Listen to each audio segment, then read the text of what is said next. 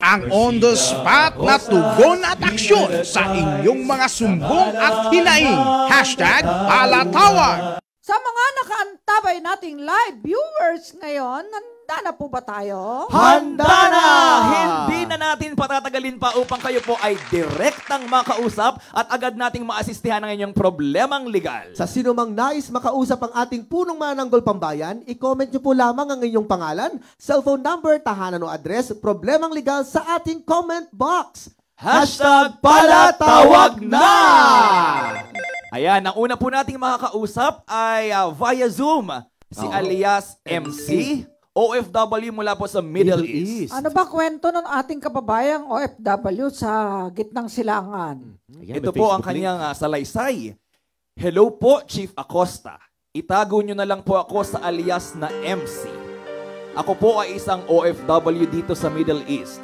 Umuwi po ako ng Pilipinas noong Oktubre. Nagkaroon po ako ng problemang pinansyal nung umuwi ako.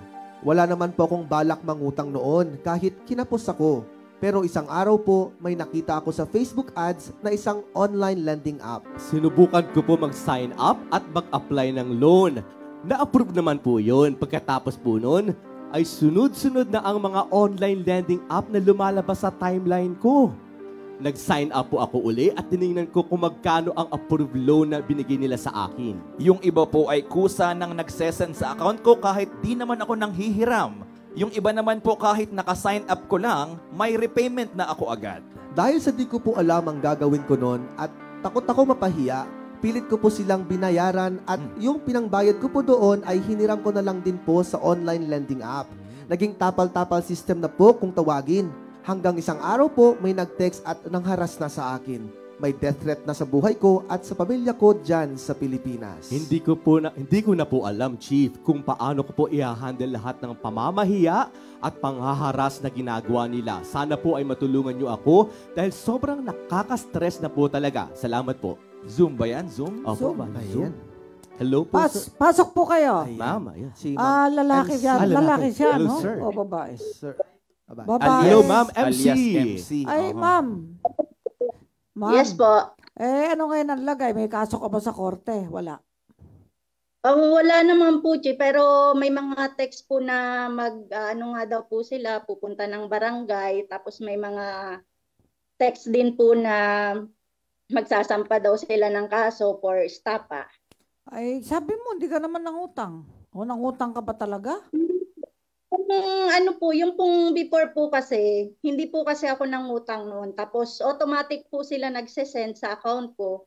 Tapos syempre po, hindi ko pa kasi siya yung dati nung binabayaran. Ang nangyari naman, ano yun po, yung ipopost daw, kaya napilitan po ako magbayad. Ang sahod ko naman po monthly. So nanghiram po ako sa ibang online app. Ngayon po, yung iba po na itong hiniraman ko na lending app, yung po yung hindi pa bayad. Pero ang ano po nila is 7 days lang, pero ilang days pa lang po, nangaharas na sila. Magkano tubo dyan sa mga utangan na yan? Online, no? No po, mataas din po tulad po nung ang hiram po is 21,000. Pero ang nakuha ko lang po nun is 12,000. Ay, laki. Pero iba na 21,000 pa rin po. Sorbitan ng tubo, ano, JC? Opo, unconscionable. Ma'am, ganito na lang, pagka kinasuhan ka, punta ka na lang sa pinakamal. Magkano lang ang, dapat na loan rate? 6% po dapat, Chief, per Per annum. annum. Opo. Ang legal. Yung legal interest. Depende, kung may pirmahan kayo na mas Yes. malaki. Pero kung mas malaki, Yun, kontrapadisyon unconscionable na pa rin kasi yun. siya.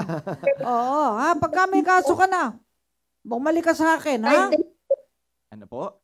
Okay. Po, 5 days na akong overdue sa kanila. Tapos ngayon po, nag-message sila na nasa 28,000 na daw po yung babayaran ko mahigit. Pero magkano lang ang utang mo? Bali, ang nakuha ko lang nga po, ang na-receive ko lang po is nasa 12,000. 12,000 lang. Ay kung 28,000, ay sobra naman yun. More than 100% ang tubo. Ay sobra ka. Sige, pag kinasuhan ka na, harapin natin na magkaalaman sino nagmamani obra ng mga online na yan. Okay? Hindi lang siguro ikaw ang naloloko ng mga yan. Ha? Marami. Okay.